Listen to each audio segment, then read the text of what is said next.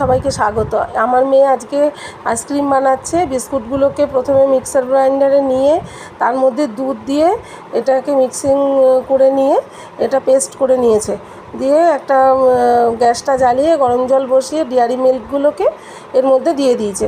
দিয়ে নরম করে প্রত্যেকটা কাপে গুলে এরমভাবে মিক্সড করে দিয়ে তার মধ্যে এইরকমভাবে মিক্সড করে দিয়েছে সব কটা কাপে। দিয়ে ওই পেস্টটার মধ্যে আরেকটু দুধ দিয়ে গুলে প্রত্যেকটা কাপে দিয়ে দিয়েছে। এইভাবে ভালো করে মিক্সড করে প্রত্যেকটা কাপে দিয়ে দিচ্ছে এবং এই দিয়ে এইভাবে প্রত্যেকটা কাপে দিতে হবে। দিয়ে দেখো একটা কাঠি ভরে ডিপ ফ্রিজে রেখে দিয়ে ঘন্টা দুয়েক পরে বার করে সেটা খাওয়া হবে। চ্যানেলটিকে সাবস্ক্রাইব করতে ভুলো না।